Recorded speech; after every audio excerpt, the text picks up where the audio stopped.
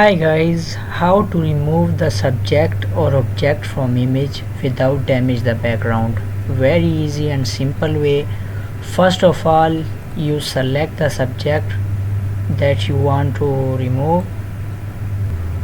After selecting the subject, simply you go to the select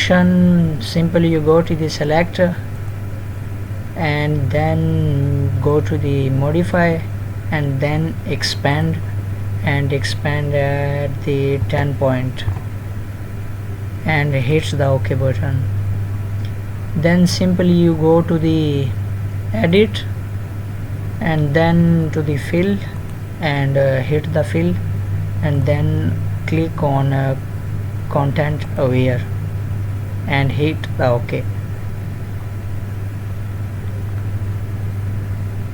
And now guys, see the result.